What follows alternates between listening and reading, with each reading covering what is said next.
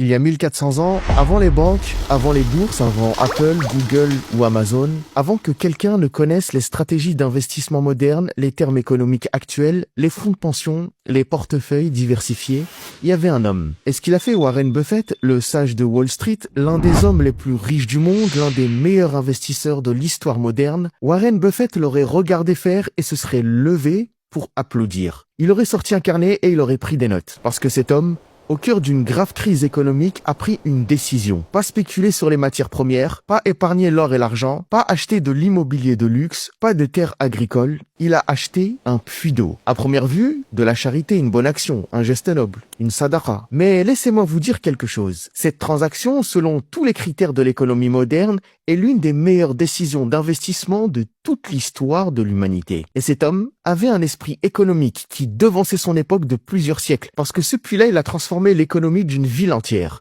Cet homme, c'est Uthman ibn Affan. Tout le monde connaît le troisième calife bien guidé. D'ailleurs, j'ai déjà fait une vidéo sur son histoire et sa vie. Salam alaikum wa rahmatullah. Avec un seul geste, tu peux offrir de l'eau potable à tout un village, planter un arbre qui nourrira des familles pendant des années et permettre à 5 personnes de lire le livre d'Allah. C'est exactement ce que propose Sanabil. Avec son pack Sadaqa, un puits d'eau, un arbre fruitier et 5 exemplaires du Coran. Le tout à partir de 250 € seulement. Sanabil intervient au Niger, au Bangladesh et en Inde, là où les besoins sont immenses. On est dans les 10 dernières nuits du Ramadan. 10 nuits. Parmi elles, une nuit qui vaut mieux que 1000 mois. Ne laisse pas passer cette occasion. Un seul pack, 3 actions et des récompenses sans fin, Inch'Allah. Si tu veux faire un don, le lien est juste en dessous dans la description de la vidéo.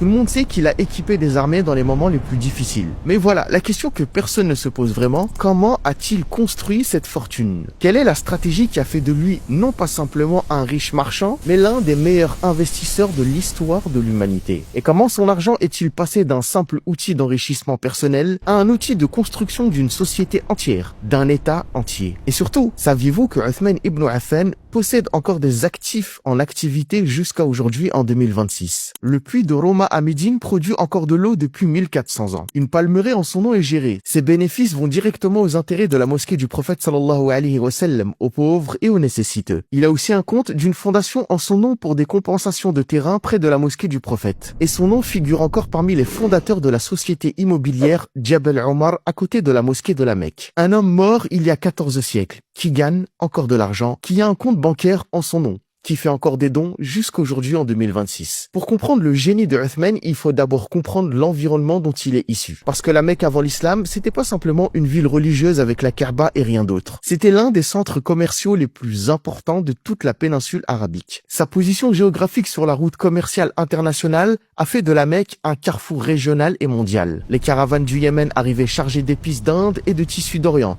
et repartait vers le Levant qui était la porte de l'Europe, qui était bien évidemment sous le contrôle de l'Empire romain. La concurrence était féroce. Seuls les plus forts et les plus compétents survivaient dans ce commerce. Uthman ibn Affan a hérité du commerce de son père, Affan ibn Abil As. Son père était l'un des marchands les plus célèbres de la période pré-islamique. Ses caravanes parcouraient le Levant et l'Égypte. Il est d'ailleurs mort lors d'un voyage commercial au Levant. Ce qui confirme que ce commerce avec le Levant et l'Égypte était l'activité principale, l'ADN même de la famille de Uthman ibn Affan. Uthman est donc rentré sur le marché comme un poids lourd. Pas un débutant, pas un héritier passif, un investisseur qui comprenait la valeur de l'argent. Sa tribu, les Quraysh, dominaient ce commerce et les fameux voyages d'hiver et d'été mentionnés dans le Coran, c'était pas des voyages touristiques. C'était de grandes caravanes commerciales transportant des marchandises, parfums, encens, soie, épices, peaux, valant des millions de dollars aujourd'hui. Et le système économique de la Mecque à cette époque? Il ressemblait étrangement au fonds d'investissement moderne. Le marchand exécutant prenait de l'argent de petits investisseurs, achetait des marchandises avec cet argent, voyageait, les vendait, revenait et distribuait les bénéfices. C'est ce qu'on appelle al-mudaraba en jurisprudence islamique. Un modèle primitif mais précis du fonds d'investissement moderne. Uthman a grandi là-dedans. Il n'apprenait pas l'économie dans les livres. Il l'apprenait dans la rue, sur le marché, dans les caravanes. Et c'est ce qui lui a donné un sens de l'investissement que les autres n'avaient tout simplement pas. Mais ce qui différenciait vraiment Uthman de tous les autres marchands de la Mecque, c'est quelque chose de très précis. Il pensait pas à la transaction, mais il pensait à la chaîne commerciale. Le marchand ordinaire, il achetait une marchandise, la vendait, prenait son profit, repartait le dépenser. Simple, logique, court-termiste. Uthman, non. Il prenait ses profits et il les réinvestissait dans un autre commerce, dans un autre actif. Encore et encore.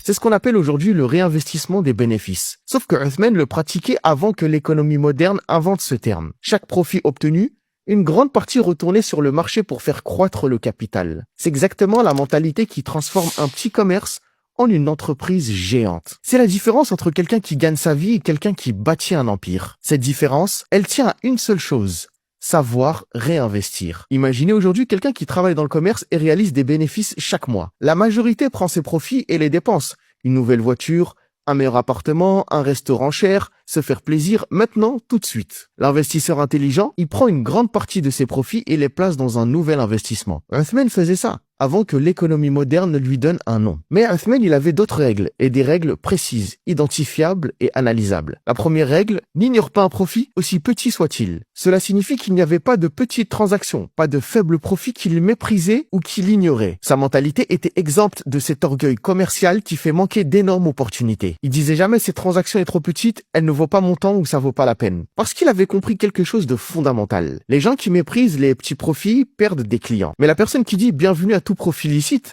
construit une réputation, gagne la confiance et augmente la probabilité que les clients reviennent. Et il n'était pas seul à penser ça. Abdurrahman ibn Aouf, l'un des autres grands compagnons richissimes de l'époque, suivait exactement la même philosophie. Quand on lui demandait le secret de sa richesse, il répondait: quand je vends, je me satisfais du moindre profit. Et Uthman lui-même disait de Abdurrahman ibn Aouf: son argent licite est pur, et ce qu'on mange de lui apporte santé et bénédiction. Et petite parenthèse, les deux étaient associés dans des business. La deuxième règle: ne jamais revendre une marchandise telle qu'elle. Uthman n'achetait pas pour vendre à l'identique. Il l'améliorait. Il apportait une plus-value. S'il y avait une opportunité d'améliorer la qualité, il investissait. Il réparait, il développait. Il trouvait une meilleure façon de présenter et augmenter ainsi la valeur. C'est exactement l'idée de l'investissement dans la valeur sur laquelle Warren Buffett a bâti toute sa fortune. Uthman avait compris qu'il y avait une différence entre le prix et la valeur. Et il profitait de cette différence des siècles avant Buffett. La troisième règle: la diversification. Il ne mettait jamais tout son argent dans une seule marchandise ou un seul domaine. Il répartissait ses investissements de sorte que si une crise survenait quelque part, il perdait pas tout. Il diversifiait les marchandises elles-mêmes, de nombreux types de produits. Il diversifiait ses lignes commerciales par voie terrestre, via des caravanes vers le Levant et l'Égypte, et par voie maritime, via des navires marchands vers des régions un peu plus lointaines. Il diversifiait les catégories d'actifs du commerce à l'immobilier, en passant par la mudaraba et d'autres formes d'associations commerciales. Et bien qu'il s'appuyait sur des employés et des agents pour gérer ses immenses investissements, il supervisait tout lui-même. Il prenait les décisions stratégiques en personne. Et enfin, le plus important, sa réputation. Les gens lui faisaient une confiance absolue. Dans le monde du commerce, cette réputation est un actif plus précieux que n'importe quelle marchandise. Quand les gens vous font confiance, ils vous donnent leur argent à investir. Ils vous vendent en facilité de paiement. Ils achètent sans examiner ni fouiller votre marchandise. C'est ce qu'on appelle aujourd'hui le capital social. Si on suit les histoires de construction des grands empires commerciaux de l'histoire, on trouve que la plupart reposent exactement sur ces principes. Et le résultat de tout ça, à sa mort, Uthman ibn Affan radiyallahu anhu laisse une fortune estimée selon les sources historiques et fiables environ à 1 million de dirhams d'argent, 150 000 dinars d'or, une flotte de 1000 chameaux commerciaux, 200 000 dinars en dons, des terres et des biens immobiliers à Médine, à Hunayn et ailleurs. Sans compter des troupeaux et des chevaux en nombre indéfini, l'équivalent d'environ 1,5 et 2 milliards de dollars de pouvoir d'achat à notre époque. L'un des hommes les plus riches du monde de son époque, incontestablement. Mais voilà où ça devient vraiment intéressant et fascinant. Uthman n'accumulait pas simplement de l'argent. Il avait compris quelque chose que peu de gens comprennent même aujourd'hui. Il avait compris à quoi servait l'argent et la vraie fonction de l'argent. La première situation, on va parler du puits de Roma. Quand les musulmans ont émigré à Médine, ils ont fait la hijra, ils se sont heurtés à un vrai problème immédiat et concret, l'eau. L'eau de Médine n'avait pas la même qualité que celle de la Mecque à laquelle ils étaient habitués, notamment avec le puits de Zemzem. Il n'existait qu'un seul puits d'eau douce et fraîche dans toute la ville. Un seul. Ce puits appartenait à un homme qui avait tout compris, mais dans le mauvais sens. Il avait pris le monopole de l'eau. Il faisait payer cher, très cher. Chaque jour, les gens dépensaient de l'argent pour accéder à l'une des bases les plus fondamentales de la vie, et les plus pauvres ne pouvaient tout simplement pas se le permettre. Imaginez ça aujourd'hui, une seule entreprise qui possède l'unique société d'eau d'un pays entier, et qui fixe les prix comme elle veut. C'est exactement ça. Le prophète a dû intervenir et il propose un marché avec Allah. Qui achètera le puits de Roma et mettra son sceau avec les sceaux des musulmans et pour lui le paradis. Beaucoup de compagnons fortunés ont entendu cet appel, dont Uthman. Mais Uthman, était Uthman. Il n'analysait pas la transaction seulement sous l'angle de la promesse divine. Même si c'était la motivation première, fondamentale et primordiale, il analysait aussi avec son esprit d'investisseur. Ce puits, c'est pas une marchandise.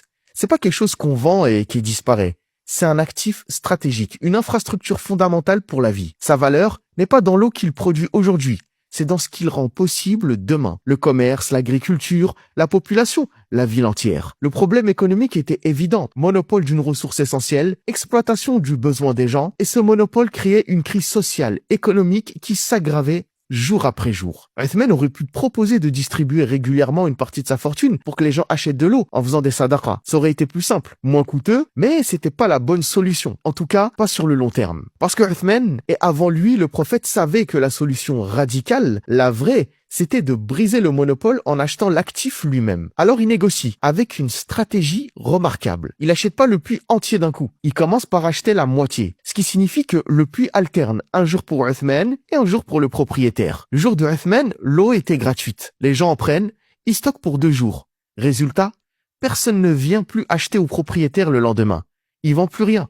Il est coincé et il est donc obligé de vendre l'autre moitié. Uthman paye environ 35 000 dirhams pour l'ensemble. Une somme colossale à l'époque, équivalent de 103 600 $ en 2026. Et il en fait un waqf, une fondation, gratuite pour tout le monde, sans imposer de frais d'exploitation et sans chercher à récupérer son investissement. Parce qu'il avait compris que ce n'était pas une transaction commerciale, c'est une transaction pour bâtir une nation entière. Et surtout, une transaction dont la contrepartie était El Jannah, le paradis. Ce qu'on appelle aujourd'hui l'investissement à impact social. L'investissement dans les actifs stratégiques et les infrastructures. Ce type d'investissement ne donne pas de retour financier direct, mais il construit une base économique solide pour une société entière. L'eau gratuite signifie que les gens viennent vivre à Médine et s'y sentent bien. Et donc les gens viennent vivre à Médine, investissent à Médine. Donc le commerce prospère, l'agriculture s'épanouit et la vie fonctionne pleinement. Uthman avait compris ça 1400 ans avant que l'économie moderne invente ces mots. La deuxième situation est l'armée de la détresse. En l'an 9 de l'Hégire, la campagne de Tebouk, la dernière grande expédition du prophète sallallahu alayhi wa sallam. Des nouvelles arrivent. Les Romains préparent une armée massive pour attaquer l'État islamique naissant à Médine. Et au même moment, les musulmans traversent une crise économique réelle. La période la plus difficile à tous les niveaux. L'atmosphère est lourde, c'est l'été, les mois les plus chauds. Il y a une sécheresse à Médine. La distance à parcourir jusqu'aux Romains entre Médine et Damas, elle est immense. Les musulmans souffrent d'une pénurie d'argent et de montures. Et cette menace romaine imminente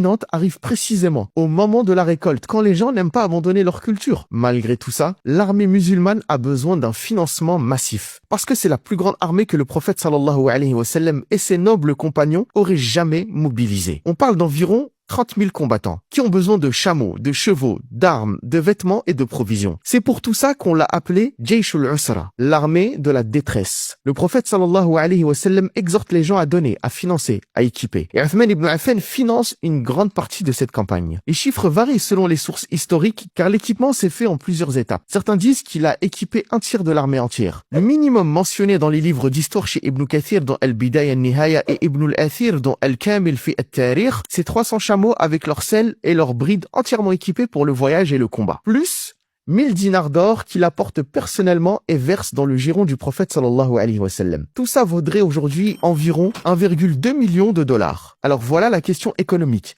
Pourquoi il a fait ça ?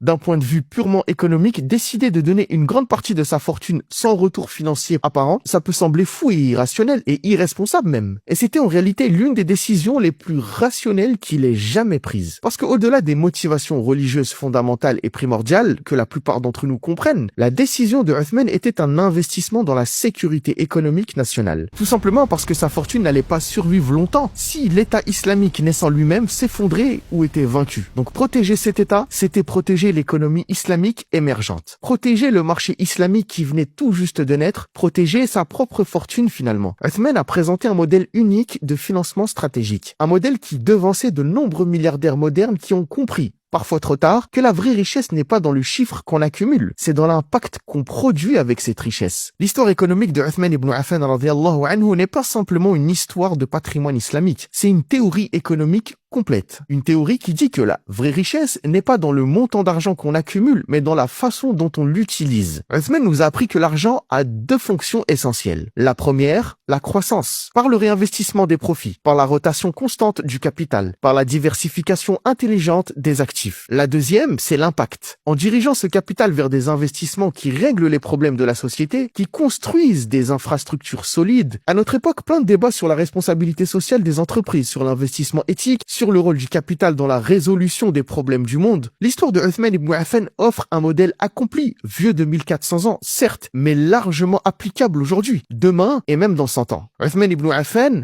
possède encore un compte bancaire actif en son nom. Aujourd'hui, 1400 ans après sa mort, ses revenus sont distribués aux pauvres, aux nécessiteux et aux œuvres de bienfaisance. Un homme mort il y a 14 siècles qui donne encore. Alors maintenant, une seule question qu'on doit tous se poser. Si vous mourrez demain, et on sait tous qu'on va tous mourir, qu'est-ce qu'on a laissé comme sadaqa jariya, comme actif qui continue de tourner pour nous, qui nous servira pour l'au-delà, mais qui sert aussi pour la société elle-même?